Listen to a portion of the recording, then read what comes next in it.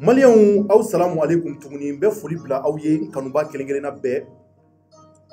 Chornon Ndiaye do ouverture média men kanuba bɛɛ kelenkelenna fo ka bɛɛ wala ɲuman dɔn ni waati na Mali kɔnɔ ani Mali kɔkan ka fɔ aw ye ni an sigilen kana tuguni ka sababu kɛ kunnafoni minnu na bɛ jamana kɔnɔ anw yɛrɛ fɔ an woni an ka web tv depuis kunu fo kana bila bila an bɛ sira kelen mun kan an bɛ dɔ de fara ka dongo do Maliens ka se ka aw kunnafoni ka se ka fɛn fɔ aw ye faamuyali a bɛ se ka sɔrɔ mun na Mali kɔnɔna na Maliens ne barakɛ ɲɔgɔn ani n'o ye Jefaga Mamadu Jefaga an bɛna jɛ ni ka se ka baara ninnu sabati aw ye bi kunnafoni dɔ bɔra ka cun ala ma mɛn Maliens an bɛna baara in daminɛ o la fɔlɔ o ye jɔnni ye Maliens baarakɛden dɔ ATT Bugu ni tɛmɛna 26 mars ka 26 mars goudron minɛ kɛ tile ka ko bɛ taa ATT Bugu la Maliens baarakɛden dɔ de jele ta k'a ci a ka patron kunna a ka patron k'a ci a kunkolo kunna k'a kun ci a kɛra ala ti heure kelen bɔ fɔlɔ video in a y'a partager sabula an bɛ ka baarakɛla in yɔrɔ ɲini baarakɛla den a tɔgɔ de ko Korotun Traoré an bɛ ka yɔrɔ ɲini ni waati na Maliens a bolila ko in kɛra cogo mun na an bɛna don o de la k'o walawala aw ye sujet fɔlɔ la n'an bɔra o la an bɛna taa jumɛn na Maliens o ye assemblée nationale ye assemblée nationale a yira k'a fɔ ko groupe parlementaire o ko sigira bi Maliens wasabulon kɔnɔna na ne ni Jefaga an bɛna jɛ ni ka se ka o de walawala aw ye ka fɛn caman fɔ ye ko kabakoma ba minnu n'a kɛra Mali kɔnɔ anw ka analyse Maliens anw y'a ye k'a fɔ jaja anw ka politique mɔgɔw u bɛ k'an filɛ misiw de ye u b'an nɔnɔ de bɔ k'a min n'u mago jɔra na waati mun na an bɛna fɛn caman fɔ ko minnu bɛ yen n'a bɛna aw kamana guwan ko minnu bɛ yen n'a bɛ yira aw la k'a fɔ Mali politique mɔgɔ caman de bɛ yen bilahi talahi minnu da ye jɔyɔrɔ ko ɲini de Maliens anw bɔra o de kalama assemblée kɔnɔ bi groupe parlementaire a kɔni sigira a sigira cogo mun na ne Jefaga an bɛna an da don o la k'o walawala aw ye n'an bɔra o la Maliens sujet sabanan o ye jumɛn ye o ye Abdoulaye Kulibali di Tata Sikaso mara la bɛɛ b'a kalama k'a fɔ waati dɔ kɛra la élection législative hokumu kɔnɔ denmisɛnninw wulila ni ka se ka taama kɛ k'a yira k'a fɔ ko bengani wale a kɛra u la Sikaso mara kɔnɔna na Maliens o hokumu kɔnɔ kisɛ de ye waliden dɔ sɔrɔ n'a tɔgɔ yɛrɛ ko Abdoulaye Kulibali u b'a wele ko Tata denmisɛnnin don a dɔnnen don kosɛbɛ Sikaso mara kɔnɔ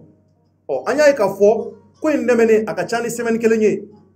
ko Abdoulaye Kulibali Maliens ala y'a ka kalifa minɛ la bi ko in kɛra cogo jumɛn tari kisɛ mun cira Abdoulaye la o de sababu la a sara walima dɔgɔtɔrɔw de ka négligence kɛra sababu ye ni Abdoulaye Kulibali ala ye a ka kalifa minɛ la bi Maliens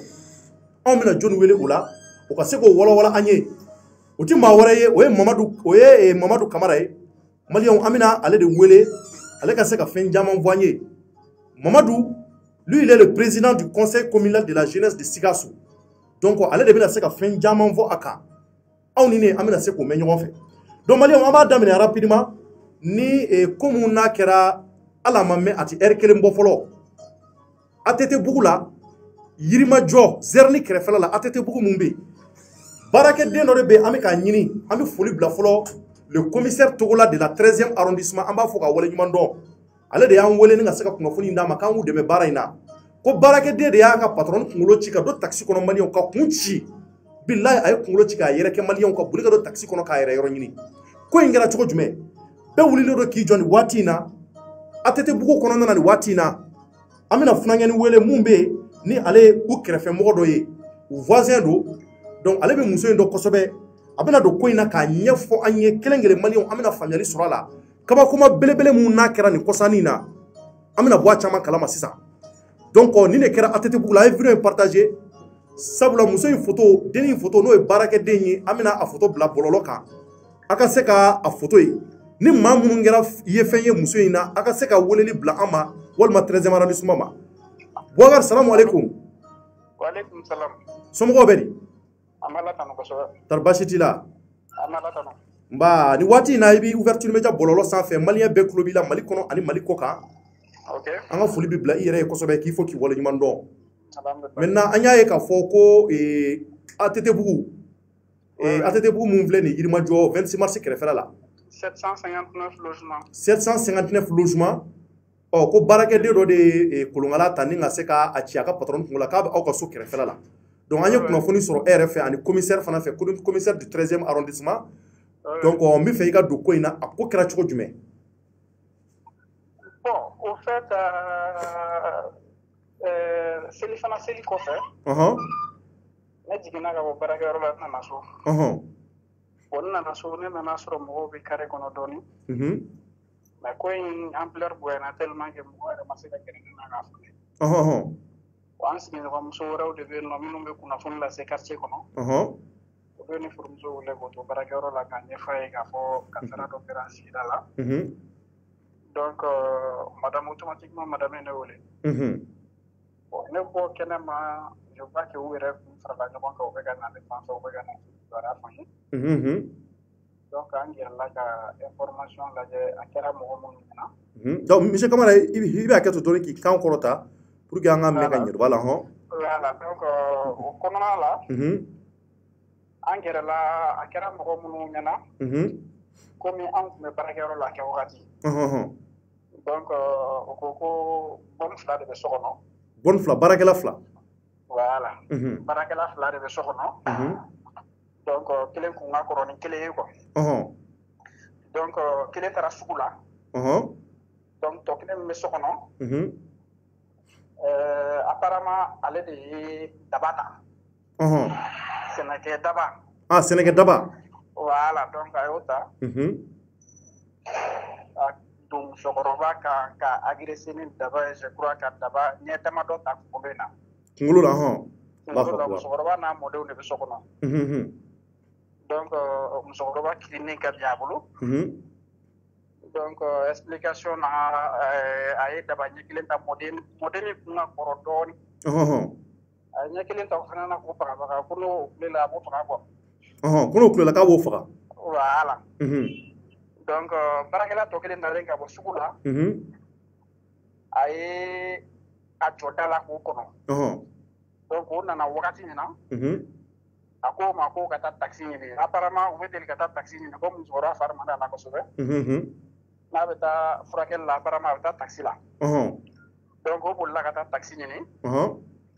Donc, o ni taxi min nana. O nana sɔrɔ a jɔlen don da la déjà, a ye minɛn bɛɛ fara, a y'a ka minɛnw fara ɲɔgɔn kan. Donc, o ye taxi jɔ, a y'a ka minɛn ta ka don taxi kɔnɔ, donc o donna so kɔnɔ. Donc, a ko taxi tigi ma o ka taa. Donc, ale kɔni taara. Ne donna so kɔnɔ sisan, o taara bɔ musokɔrɔba dinen kan quoi. Allahu akbar, Allahu akbar. Mais mun y'a bila musokɔrɔba la, mais pourquoi elle a fait ça? Aw bolo? Bon, honnêtement, musokɔrɔba min yɛrɛ don kɔni k'a fɔ ko baarakɛla bɛ se ka se ɲɔgɔn ma ka taa se fo nin yɔrɔ la, a b'an bɛɛ dabali ban. Parce que an ka misiri commission, musow ka ɲɛmɔgɔ de ye musokɔrɔba ye. Misiri commission, musow ka présidente de don.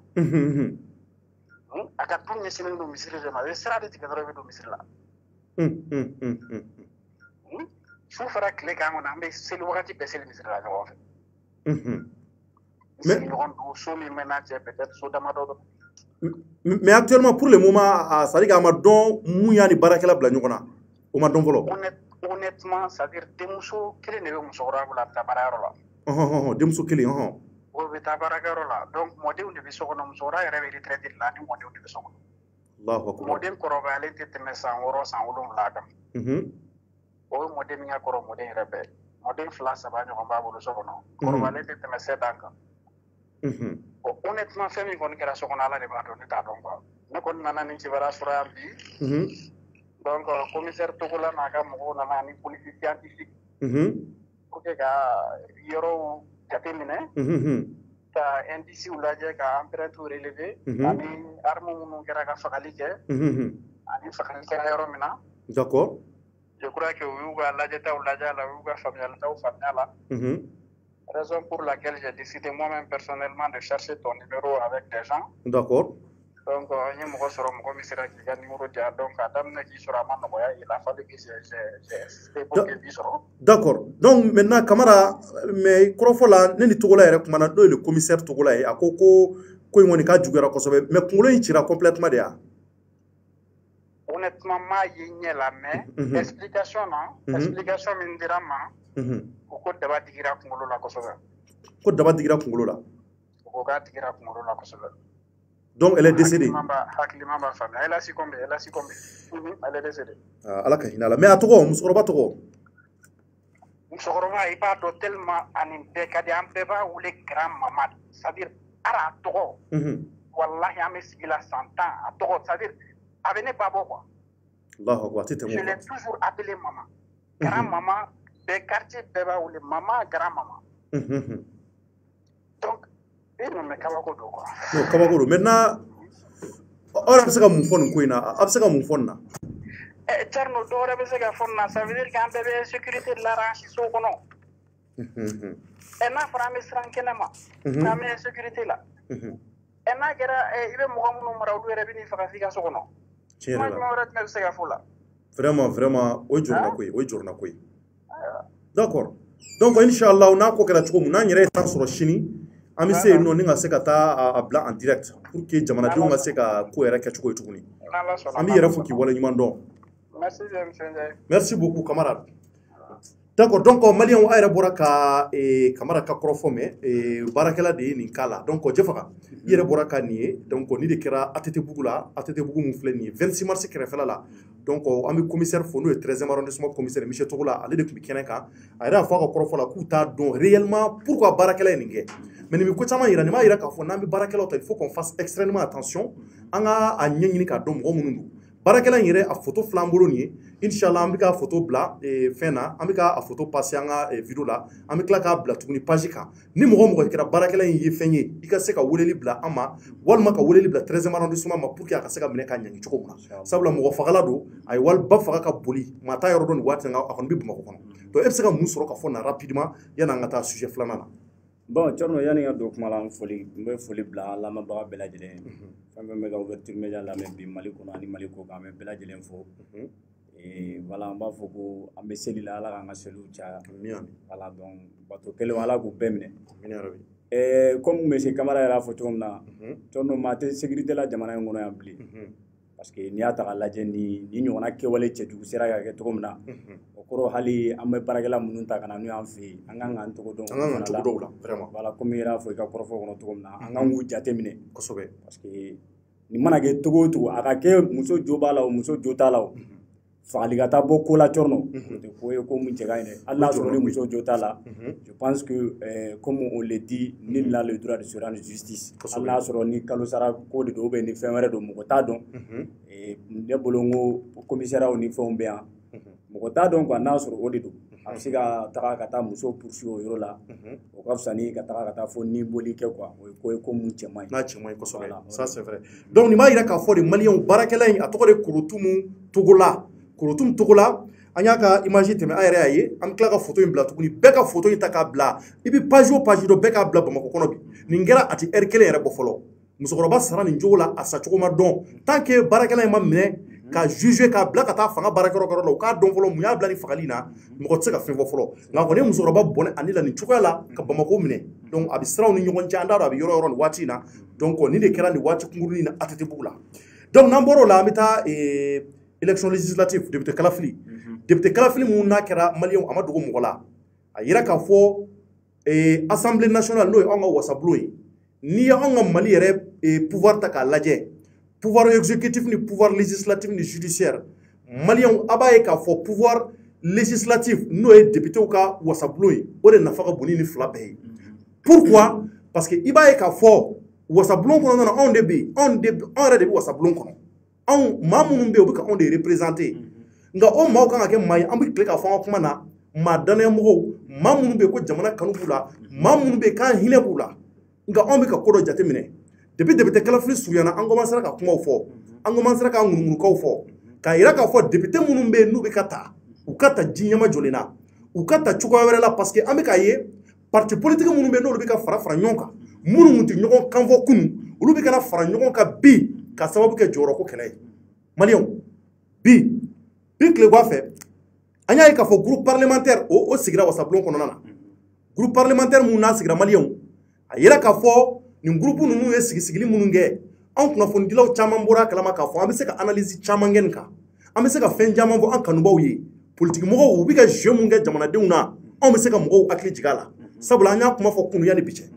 ayira ka fo groupe parlementaire kono nana malien n'i y'a jateminɛ i b'a ye k'a fɔ député bɛ taa maa 140 dɔɔnin na o maa 140 dɔɔnin a yira k'a fɔ majorité ani opposition jagoya wasabulon bɛ tila olu ni ɲɔgɔn cɛ de minnu bɛ u kɔ da majorité la majorité o ye maa minnu bɛ fanga la n'o ye président IBK a n'a ka maaw ye olu de b'a lajɛ ni ka se ka président ka hakɛw k'u défend wasabulon kɔnɔna na donc opposition ye maa minnu bɛ k'olu tɛ sɔn nka opposition min b'anw bolo nin waati in na anw bɛ sɔsɔli k'a la an bɛ siga don a la an ka kumaw b'o yira parce que ko minnu kɛra n'an y'a ye k'a fɔ URD RPM ADEMA olu farala ɲɔgɔn kan liste kelenw na minnu yɛrɛ tun tɛ bɛn fiyewu minnu hakilaw tɛ kelen jamana kɔnɔ olu de tɛ kelen ɲɔgɔn ma walasa u ka se ka jɔyɔrɔ sɔrɔ wasabulon kɔnɔ anw ko n ko o tɛ faamuya anw ko n ko ye fɛn min bɛ k'a jɛlen tɛ donc o kɔnɔna na a yira k'a fɔ RPM kɔnɔ groupe parlementaire la RPM ye député 51 sɔrɔ député 51 majorité don o kɔfɛ opposition maliyɛnw a yira k'a fɔ ADEMA PAJ an bɛ taa ADEMA la fɔlɔ parce que n'i y'a ta k'a lajɛ ADEMA ni RPM olu caman bɛ ani ka fara parti politique minnu faral'u kan ADP Malibaw i b'a ye k'a fɔ olu ka député majorité la u ka ca ka tɛmɛ opposition kan opposition député bɛnna député 19 de ma bi député 19 olu de b'u kɔ da député 100 ani dɔɔnin na o bɛ hakilila caman d'a ma o b'a yira k'a fɔ URD n'i ye URD ta k'a lajɛ URD ni VRDM URD ani VRD olu ka groupe parlementaire olu ye maa 19 sɔrɔ donc olu de opposition ye ADEMA PAJ olu ye député 25 sɔrɔ ka tila ka fara RPM ka RPM ye 51 sɔrɔ donc jagoya yarɔ ADEMA kɔni ale ye majorité ye o RPM ye majorité olu bɛ fara ɲɔgɔn kan olu b'u kɔ da opposition na jagoya a ko bɛ kɛ ten nka nin ko in na o bɛɛ kɔfɛ tuguni a yira k'a fɔ MPM n'o ye Ali Ɲagando ka parti politique ye ani ka fara UDD ani UFDP ni APR kan olu ye député 19 de sɔrɔ député 19 donc MPM o ka groupe parlementaire o de sigilen don nin kan UDD de faralen don ale kan ani ka fara UFDP ani ka fara APR kan député 19 b'olu bolo olu fana bɛ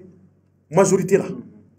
yɛlɛma maliyɛnw an bɛ tɛgɛrɛ fɔ yɛlɛma ye n'o ye Musa Mara ka maaw ye Musa Mara n'a ka cɛdenw an bɛna kɔrɔfɔli laban n'olu ye sabula maliyɛnw bi Musa Mara ye fɛn wɛrɛ yira an na tuguni mun y'an nisɔndiya an ka tiɲɛ fɔ ɲɔgɔn ye sabula a yira k'a fɔ malgré ninnu fɛn filɛ nin ADP Maliba fana olu fana kɛmɛ ka groupe parlementaire mun sigi u b'olu ka groupe parlementaire de wele ko Benso ale ka groupe parlementaire sigilen don député 20 o de bi ADP Maliba bolo ale ni jɔni fara bɛ ɲɔgɔn kan Sadi Kodem PRVM Fasoko ni Kodem ni Sadi ani ADP Maliba olu de fara bɛ ɲɔgɔn kan olu ka fara ɲɔgɔnya olu nana député 20 de sɔrɔ o la wasabulon kɔnɔna na maliyɛnw nka ni n ko an bɛ tɛgɛrɛ fɔ hali bi an bɛ tɛgɛrɛ fɔ yɛlɛma ye sabula Musa Mara ale de ma sɔn ka taa ni opposition ni majorité u b'o de wele nanzarakan na ko nini o b'a yira k'a fɔ ale ma sɔn ka taa fansi la ale sɔnna k'a fɔ a bɛ to camancɛ la sabula k'ale dalen da la k'a fɔ ko ninnu bɛɛ ye kelen ye ale kɔni b'a dɔn k'a fɔ opposition fara majorité kan ni mɔgɔ ninnu tila bɛɛ ye maa sugu kelenw ye Musa Mara k'ale t'a don maa si ka ko wɛrɛ la Jɛfaga élection surunnen n'o ye élection législative ye e ni yɛrɛ bɔra ka fɛn caman fɔ an ye mun yira an y'a yira k'a fɔ n ko RPM mun b'a fɔ ko olu ye socialiste URD mun b'a fɔ k'olu ye libéral ye an k'a ye k'a fɔ k'olu ka taa fara ɲɔgɔn kan olu minnu hakililataw tɛ kelen ye i b'a ye k'a fɔ o ye natako de o ye jɔyɔrɔko de bilahi Jɛfaga anw ka ni parti politique ninnu nanzarakan na kuma mun bɛ fɔ ninnu ma n'u wele de ko le nomadisme politique i b'o dɔn wa maa minnu bɛ yen ko jɔyɔrɔ kelen u bɛ yɔrɔ bɛɛ olu bɛ yɔrɔ bɛɛ u bɛ fan bɛɛ u ka laɲini tɛ dɔwɛrɛ ye koyi u ka politique u ka jɔyɔrɔ sɔrɔ nafolo bɛ maa minnu na u ka se ka fara ɲɔgɔn kan dɔrɔn u yɛrɛ ka se k'u ta sɔrɔ wasabulon kɔnɔ e bɛ se ka mun sɔrɔ ka fara ne ka kɔrɔfɔ ninnu kan Cɔrɔnɔ nin tɛ bali ne la a ma bali na bi a ma bali na sini parce que e yɛrɛ b'a dɔn kabiri élection législative kabiri a fɔra ko élection législative bɛna kɛ kabiri alliance daminɛra an bɔra ka kule ka yira maliyɛnw bɛɛ la k'a fɔ ko dɔ bɛ ka labɛn Mali ko kan ni maliyɛnw ma wuli k'u cɛsiri a la a bɛ se ka kɛ sababu ye a bɛ dankari kɛ an ka démocratie la Cɔrɔnɔ je pense bien que an bɛ yɔrɔ min na bi an b'o kɛlɛ kan parce que n'i y'a ta k'a lajɛ démocratie n'i y'a mɛn ko démocratie fanga bɛ don démocratie la cogo jumɛn démocratie fanga bɛ don démocratie la ni opposition ko kuma de bɛ yen Cɔrɔnɔ ni opposition tɛ démocratie la o kɔrɔ ko démocratie yɛrɛ tɛ yen bilen an kana démocratie ko kuma fɔ ni fɛn ninnu ta k'a lajɛ Adema taama bali ne la parce que déjà je savais que Adema faisait partie de la majorité présidentielle quoi. Mais Adema ta kalama. Adema tɛmɛnen kɔfɛ ADP Maliba a ma bali na parce que ne b'a dɔn k'a fɔ ko ninnu bɛɛ da bɛ file kelen na k'a f'i ye mais Cɔrɔnɔ mun ye ne dabali ban ka ne kamana gan o ye Sadi mɔgɔw de ye Cɔrɔnɔ Sadi ani MPR. Sadi ni MPR. Sogɛl Kokala Mayiga ka parti. Umaru Mariko. Sogɛl Kokala Mayiga n'i y'a ta k'a lajɛ Sogɛl Kokala Mayiga ale de ye MPR président ye. Kosɛbɛ. Cɔrɔnɔ bɛɛ lajɛlen b'a kalama k'a fɔ ko MPR filɛ nin ye. Sogɛl Kokala Mayiga kabiri don min na a tun bɛ certes i bɛ ka gouvernement fɔlɔ a tun b'a la. A tun b'a la. Donc kabiri don min na a bɔra o gouvernement kɔnɔna la. Bɛɛ y'a ye ko don o don Ala ye don o don da cɛ bilen Sogɛl Kokala Mayiga a bɛ bɔ ka déclaration kɛ a ka déclaration furadama a bɛ IBK de critiquer. Maliyɛn bɛɛ bɛ se k'o témoigner. Donc ne tɛ se k'a faamuya k'a fɔ ko maa min y'a si kɛ maa min ye don o don e de bɛ bɔ ka kule don o don e de b'a fɔ ko a donsen n'a bɔsen ko pouvoir min bɛ sur place ko o tɛ a tagabolo min b'a bolo k'a tɛ se ka jamana bɔ nɔgɔ la. Sɛgɛn minnu bɛ jamana kan n'o bɛ tali kɛ sécurité kow kan n'o bɛ tali kɛ kɛnɛya ko kan n'o bɛ tali kɛ fɛn caman kan i n'a fɔ coronavirus min nana ka na fara a ko kan ko fanga min b'an kunna o fanga tɛ fanga ye fanga min bɛ se ka solution sɔrɔ o la et ne tilara k'a ye tuguni ko o parti kelen de ye farala majorité kan Cɔrɔnɔ nin ye c'est-à-dire nin b'a jira de k'a fɔ ko ne ye kumakan mun fɔ kabiri lawale o kuma in de don Cɔrɔnɔ ne kabiri lawale n y'a fɔ n ko Mali kɔnɔ n ko Mali politiciens n k'u bɛ anw citoyens de anw citoyens anw de kɛ lagalakatɔw ye anw citoyens u b'anw de ta k'an utiliser k'anw bila ɲɔgɔn na Cɔrɔnɔ u yɛrɛ bɛ tila ka taga fo ka bɛnkan kan u bɛ u ka wariw minɛ k'a bila u kun u bɛ taa n'u yɛrɛ ye an minnu sara fu y'anw de n'i y'o fɔ maliyɛn dɔw ye u bɛ mun f'i ɲɛna i b'a dɔn u bɛ jɔ i ma de ni e tɛ manifester ou bien ni e tɛ ko kɛ i kana mɔgɔw bila k'a fɔ k'u kana taga kɛ mais tiɲɛ de ye tiɲɛ ye anw fantanw a bɛ kɛ anw de la o ye Sogɛl Kokala Mayiga ta ye Cɔrɔnɔ MPR PRVM fasoko PRVM fasoko Sidibe ale ka parti kɔni Sidibe ka parti bɛɛ lajɛlen y'a ye k'a fɔ ko Manasa kɛlɛ cour constitutionnelle mɔgɔw kɛlen k'u ka résultat di n'o ye résultat définitif ye élection législative in kan bɛɛ lajɛlen y'a ye k'a fɔ ko Sidibe bɔra k'a fɔ ko bɛɛ ka bɔ ka ban résultat in na ko parce que ko Manasa ye RP mɔgɔw k'a y'u favoriser et n'a fɔra ko e donnen assemblée e ka mɔgɔ minnu donna assemblée kɔnɔ olu maa kelenw de tilara tuguni ka taa fara o RPM kelen kan Cɔrɔnɔ o tuma ale ye mun maa sugu ye ou bien ale ka parti ye mun parti sugu ye ou bien Bakari Togola ye mun fɔ ni dɔɔnin kɛra min da dɔrɔn c'est-à-dire que o ka sira tɛ fasodenw na c'est-à-dire que cohérence foyi tɛ nin ko cohérence ni pertinence bɛ yɔrɔ jumɛn Cɔrɔnɔ i bɛ se ka cohérence ko kuma jumɛn de fɔ yan o y'o kɛ an na Sadi Umaru Mariko ka parti Sadi Cɔrɔnɔ bɛɛ lajɛlen b'a kalama k'a fɔ ko Sadi ye parti min kabiri lawale a bɛ opposition la mais o Sadi kelen ka mɔgɔw olu de ye Ala minɛ ɲina ka taa fara Buwaka maaw kan u taara fara RPM kan ka taa kɛ majorité présidentielle ka taa fara u kan kosɛbɛ o kɛra Cɔrɔnɔ ni c'est-à-dire que mɔgɔ minnu kan ka ni i yɛrɛ ka kuma daminɛ la i ye mun fɔ pouvoir législatif Cɔrɔnɔ o de ye pouvoir ye jamana den bɛɛ lajɛlen b'i yɛrɛ sɔrɔ pouvoir min kɔnɔna na o de nafa ka bon n'a bɛɛ ye parce que an ka représentant bɛɛ bɛ yen de kosɛbɛ a bɛ yira an na k'a fɔ ko fɛn o fɛn n'a bɛ tali kɛ jamana ka ɲɛtaga ani jamana ka kotaga kan Cɔrɔnɔ fɛn o fɛn n'u nana n'a ye ko a décision kan ka k'a loi kan ka voter assemblée kɔnɔna la Cɔrɔnɔ an tɛ yen de nka an ka représentant minnu bɛ yen olu de kan ka a ko ta k'a sɛgɛsɛgɛ k'a lajɛ a ka ɲi a ma a man ɲi a ma olu de b'o kow bɛɛ bɔ ɲɔgɔn na mais n'a fɔra Cɔrɔnɔ ko olu bɛɛ da bɛnna file kelen ma k'a f'i ye ne ye nin fɔ nin plateau kelen kan yan a ma mɛn i y'a fɔ n y'a fɔ plateau kelen kan yan ko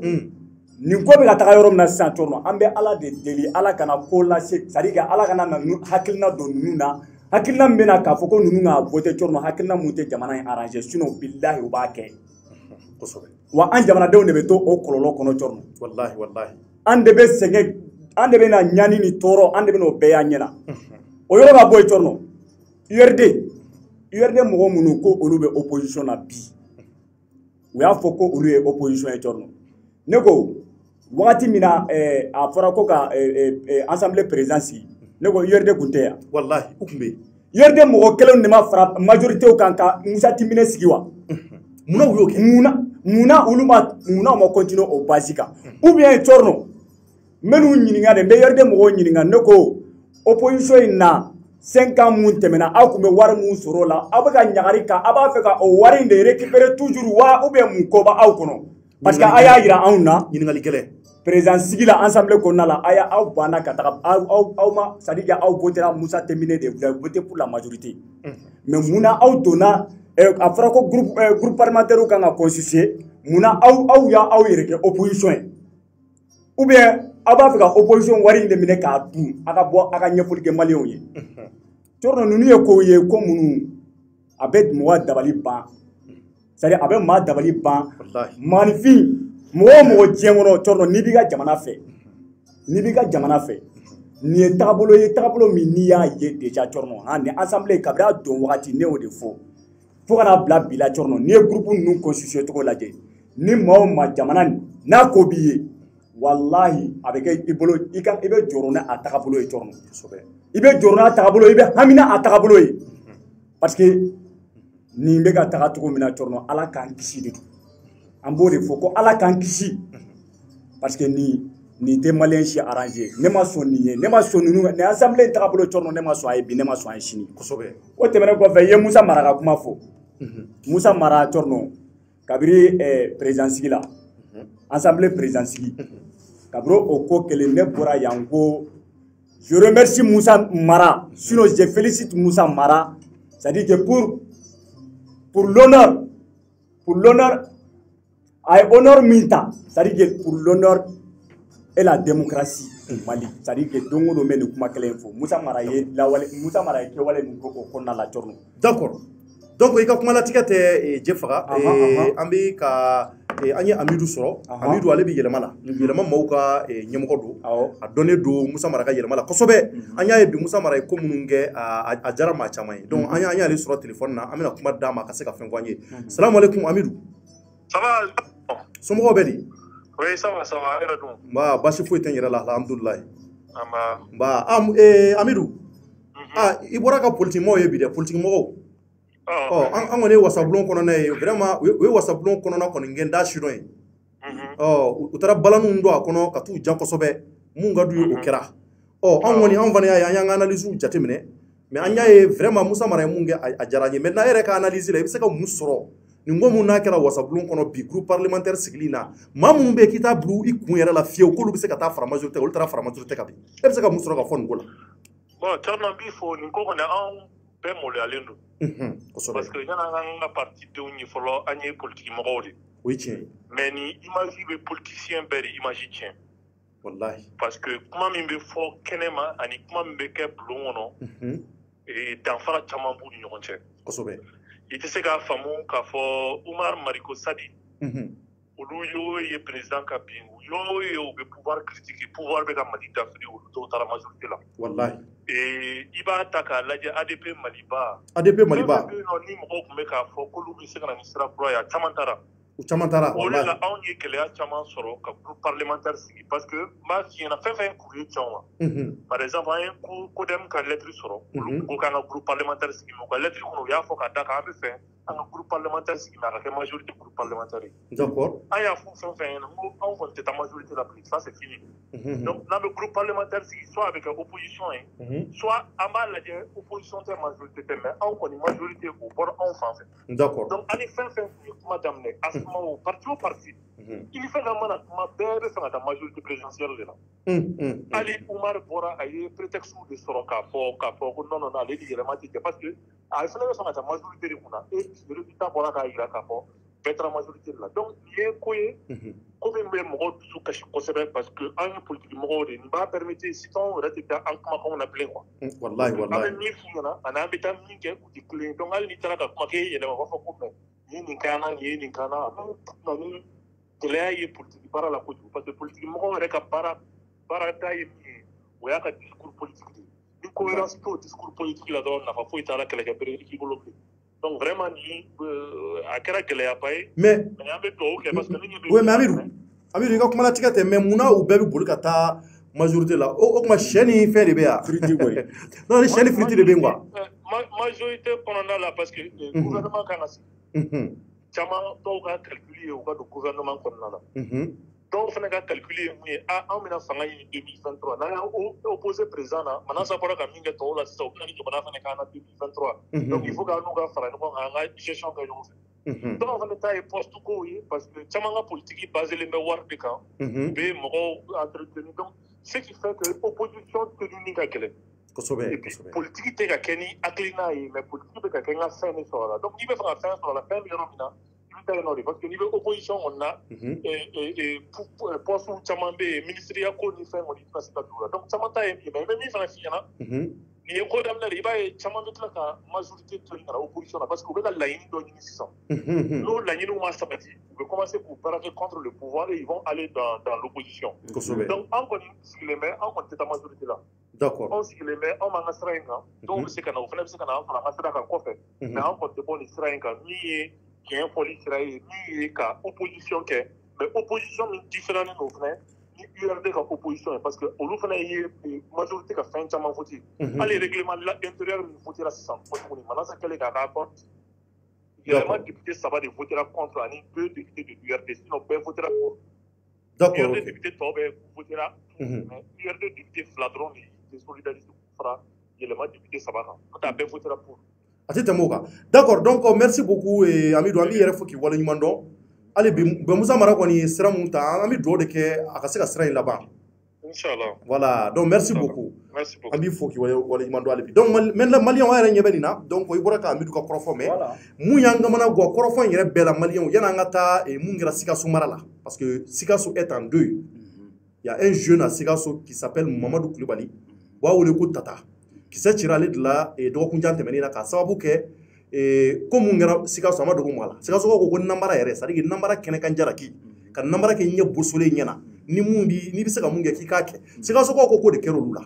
donc u boraga du ko na mine akera ki se tuwe uni anga fama unu nyonje donc ki se munu cira ala ke bali Mamadou soro donc bali kele ka Mamadou soro tana yitro sula oh Mamadou kon anya ka image ko na anya vraiment ça va mais am balla ka ye big somare na ka décidera ou ya ngamana go amina klaka no la nga o besoro la élection kelen de fait Sikasso mara era la politiquement nous do fala nyoko ka Sikasso munu fala nyonga ko namara kerula o ba soro ulu yera dama utame be yoro dola u yera dama be ka jeka kale ka tesu yoro dola mais yoro dola u be ka mbuta nyogono ka soro la iba ye RPM ani asma faralo do nyonka yoro dola iba ye RPM ni URD farama nyonka yoro dola o iba ye o yoro la u miso jame u be ka sheni makoro mundu nyoafe nga ibita soro la yoro were la o yoro la RPM ani URD u be ka kele ke ndu keme ka muruta nyogonga ma donc iba ye vraiment cohérence ta la quoi cohérence zéro nous nous voulons joro ou mgobe joro la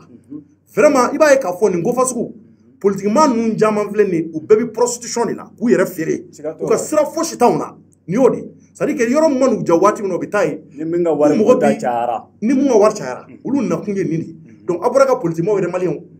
ni le grand assemblée kono en Mali assemblée kono groupe parlementaire mun sigira akira jigitiga dai en Mali assemblée kono ngona amandege de na kunna saka kulini ala tokoy ni ala koni fenge choko munasa ambi kumano de ni watina ala ka yelema do ko nungono ala ka vraiment koy ka tanye ka saka barka do ala sinon ambi yoro mun ko sisa jigitiga da donc on félicite kuma labana yelema no Moussa Maray ambi Moussa Maranaka mko flafo ulu mko sabade maso ata yoroshi ko lubito chamanjela donc ambu fo ola ko ko konyumay mais torno donc ambi Moussa Mara fo de amba fo mais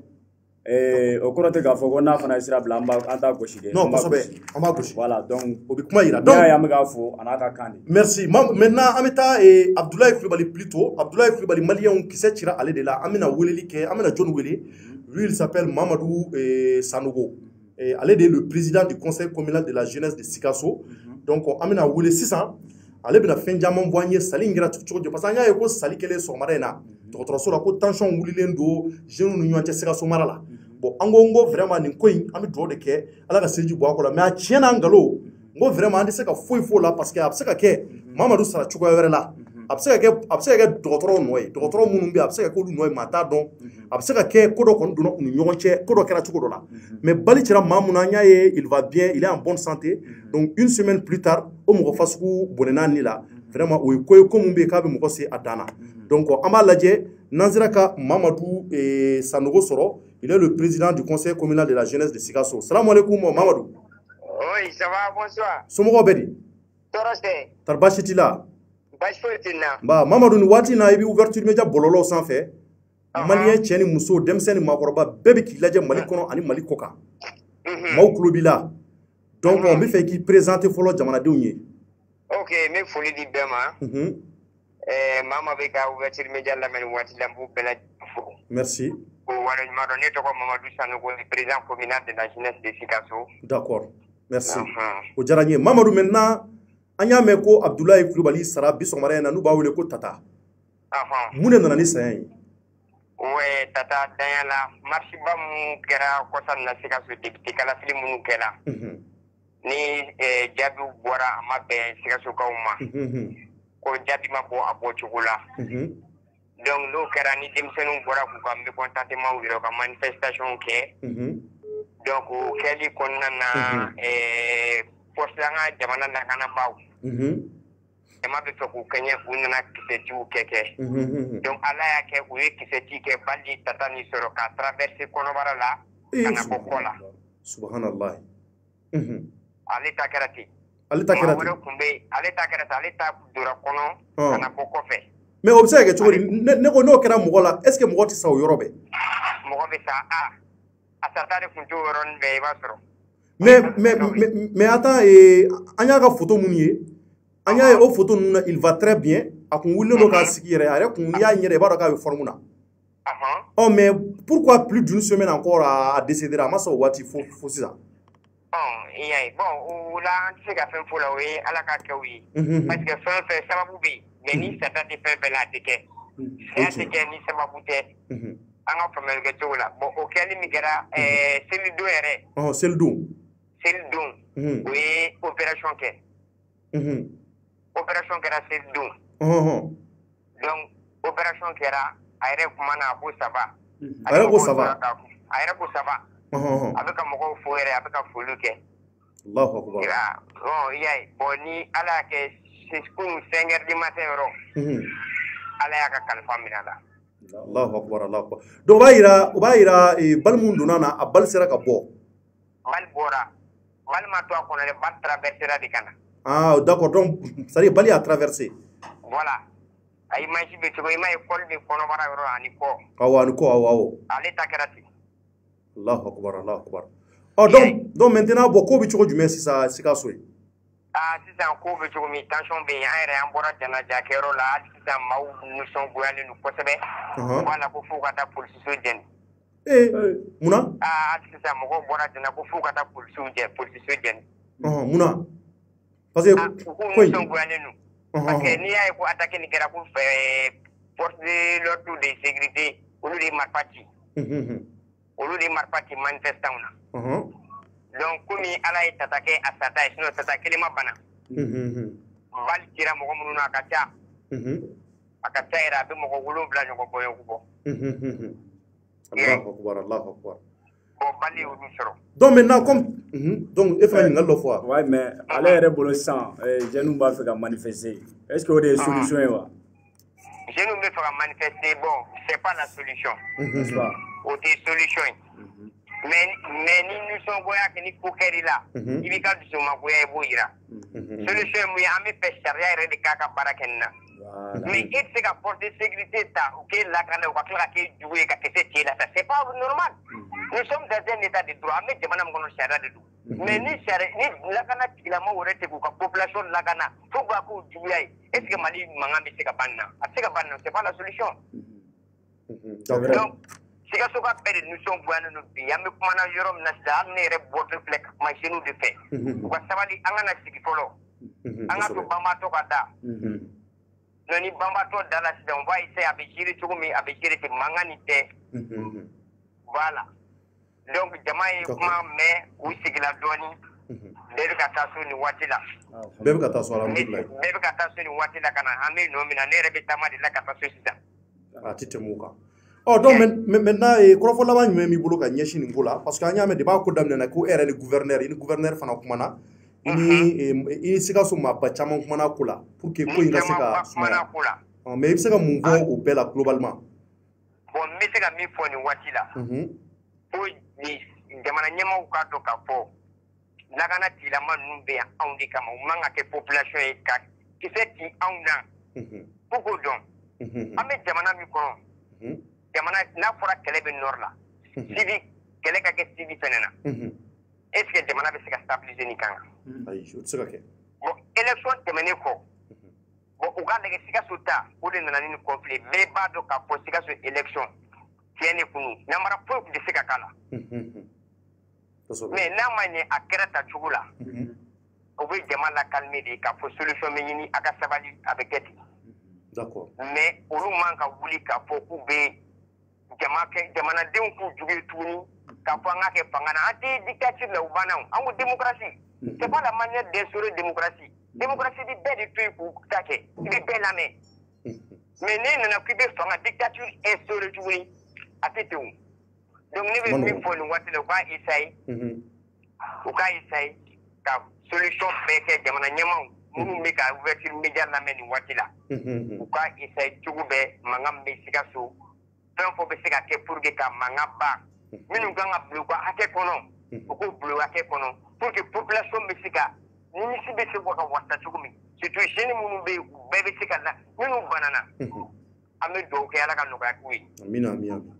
u ka nɔgɔya k'u ye mais Ala ye Tata Danya fɛnɛ an bɛ dugawu kɛ ka yen fisayama ka tɛmɛ yan kan d'accord Ala ka jisuma kɛ ni fura ye amina yarabi merci Mamadou an b'i yɛrɛ fo k'i wale ɲuman dɔn merci beaucoup a diyara n ye kosɛbɛ merci d'accord donc Jefaka i bɔra ka Mamadou ka kɔrɔfɔ mais i bɛ se ka mun fɔ nin na kɔrɔfɔ laban na Thierno n bɛ se ka mun fɔ o de ye ka dugawu kɛ banbagatɔ in Ala ka hinɛ a la ka dayɔrɔ sumaya ka kaburu nɔrɔ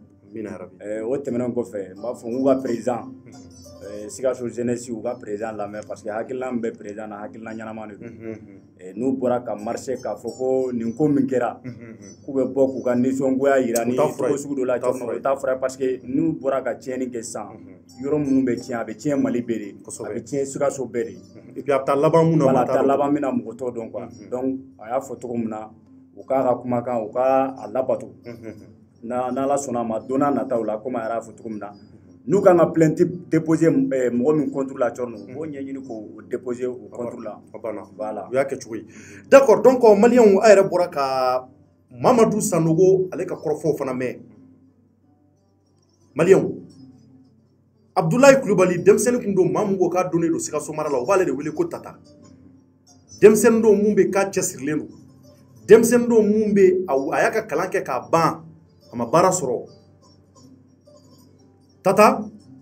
ale ka wuli kɛ jɔn a ka cɛsiri la a yɛrɛ ye yɔrɔ dɔ dayɛlɛ a yɛrɛ mun b'a to a ka se k'a dayirimɛ sɔrɔ maliyɛnw o ko mun ni a b'o sababu la Tata bi impôt sara jamana ye a bɛ taxe sara jamana ye nin ko mun n'a kɛra n'o ye élection législative député kalafili mun n'a kɛra Sikaso mara la a yɛrɛ k'a fɔ ko parti politique kelenw u nana fara ɲɔgɔn kan jɔyɔrɔ ko kɛlɛ kama Sikasokaw ye wuli ka jɔ k'a fɔ ko namara kɛra ko namara mun kɛra olu la k'a ɲɔgɔnna ma kɛ Mali si la k'u ɲɛ bɔsɔlen ko namara kɛr'u la an nana bali mun na tugun an y'a ye o ko fɛn fɛn bɛ yen n'a tɛmɛna tile damadɔ kɔnɔ u si ma wele k'u ɲininka politikimɔgɔw ma wele k'u ɲininka a ko kɛcogo la mais la cour constitutionnelle n'o ye la présidente de la cour constitutionnelle Manasa Danyogo ale ka jaabi laban kɔni nana bɔ maliyɛnw k'a jira k'a fɔ ko wulikajɔ in t'a ɲɛ ye k'ale jaabi minnu bɔ k'o de y'a bannen pewu maliyɛnw Abdoulaye a ka wulikajɔ la mun b'a to u ka se k'u ka hakɛ sɔrɔ Abdoulaye y'a to o hakɛ ɲinini na Ala ye a ka kalifa minɛ a la bi sɔgɔmada in na taama in tɛmɛnen kɔfɛ semaine kelen kɔfɛ an bɛ dugawu kɛ taaba ye a y'a kɔn kiti mun na Ala k'a nɔgɔya Ala ka hinɛ la Ala k'a dayɔrɔ nɛɛma Ala k'a garisɛgɛ kɛ alijinɛ ye adamaden an kɛra cogo o cogo diɲɛlatigɛ la maliyɛnw an bɛɛ bɛ taa don dɔ la mɔgɔw taa cogo tɛ kelen ye dɔw bɛ sa accident la dɔw bɛ sa ni wulikajɔ ninnu na dɔw bɛ sa u taamatɔ dɔrɔn dɔw ni bɛ tigɛ ka b'u la maliyɛnw nka an bɛ dugawu de kɛ an bɛ taa waati min na o k'a sɔrɔ an ni Ala bɛ ɲɔgɔn fɛ an b'a fɔ hali bi Mamadou Sanogo a n'a nɔfɛba fɛ Sikaso ka fɛn bɛ ka lajɛ nin waati in na k'u tɛgɛ dɔ dusu kan an ka sariya baarakɛlaw ka wulikajɔ sabati mun b'a to Tata ka hakɛ o ka se ka ɲini ka d'a ma cogo min na ko in tiɲɛ ka dɔn mun b'a to dɔ ka se ka bɔ nin samasamaniw na maliyɛnw an bɛ aw yɛrɛ fo k'aw bɛɛ wale ɲuman dɔn ouverture média sanfɛ ko minnu n'a kɛra n'an bɔra ka kunnafoni minnu d'aw ma a fɔlɔfɔlɔ kɛra Korotum togola ale ye baarakɛden ye a y'a ka patron k'a kunkolo ci ni jelen ye maliyɛnw daba k'a kunkolo ci a kɛra ala ma mɛn kosɛbɛ a bɛ boli la Bamakɔ kɔnɔ maa t'a yɔrɔ dɔn a y'an dɛmɛ an ka se ka Korotum yɔrɔ dɔn sabula a ye an ba mun faga denmuso kelen pewu de b'a bolo denmuso in bɛ kasi la nin waati in na ATT-bugu la a m'a min a m'a bɔ ka muso wele k'a don baara la kalo bɛ sɔrɔ wari d'a ma o de kelen filɛ ka taa kɛ sababu ye k'ale wolo ba faga 13e arrondissement mɔgɔw ko k'an k'u dɛmɛ a baara la bɛɛ ka far'u kan mun b'a to Korotum togo la maa fala in a ka se ka retrouver cogo min na a filanan an nana kuma politique mɔgɔw u ka wuli ka jɔ politique mɔgɔw ka namaraw maliyɛnw u jɛlen tɛ ko minnu na an bɔra k'o de fɔ n ko wasabulon kɔnɔ anw ye ko y'an ɲɛna Mali kɔnɔ de ala ye Mali da an ma deli ka nin ye fɔlɔ wa ko mun bɛ ka kɛ Mali kɔnɔ politique mɔgɔw ka nin sungurubaya yala yala ninnu maliyɛnw ka taa don ɲɔgɔn kɔnɔ ka taa don ɲɔgɔn na anw ma nin ye diɲɛ jamana si kɔnɔ ni Mali tɛ wa anw da tɛ se ka tɛmɛ a kan dɛ an ka hakili to an yɛrɛ la politique maa ninnu caman bɛ maliyɛnw u b'u ka nɔgɔso sira dɔrɔn de kama u ka jɔyɔrɔ ko nafolo u k'o sɔrɔ dɔrɔn a banna Mali ka ci u ka sira fosi t'a la anw de b'an hakili to an yɛrɛ la n'an bɛ maa ta an k'a tigi dɔn maa nasugu jumɛn don tara b'an ka hɛrɛ fɛ wa an ka fara nafolo ɲini ma nafolo in tɛ foyi ɲɛ bilahi maliyɛnw i ye miliyari sɔrɔ cogo o cogo don dɔ la a bɛɛ bɛ ban mais ni min ye maa ta i ka hakɛ ɲinini kama e b'a nafa sɔrɔ i den b'a nafa sɔrɔ i mɔdenw b'a nafa sɔrɔ wa jamana bɛ ja tuguni an ka hakili to o yɔrɔ la c'est très important kɔrɔfɔ in an y'a bɛɛ kun cɛ vraiment ni Abdoulaye Kulibali ka saya ye an bɛ aw yɛrɛ fo aw bɛɛ waleɲuman dɔn Ouverture Media kan ni n balimakɛ ni o ye Mamadu Jefaga ye Ouverture Media kɔnɔ an baarakɛɲɔgɔnw toute l'équipe an bɛ an kanubaa bɛɛ fo YouTube ani Facebook sanfɛla la video ninnu a y'u partager kosɛbɛ mun b'a to kunnafoni ninnu ka se u seyɔrɔ la a denkɛ an'aw balimakɛ don Cɔrɔnɔnjɛ Ouverture Media la a k'an bɛn waati wɛrɛ merci à tous.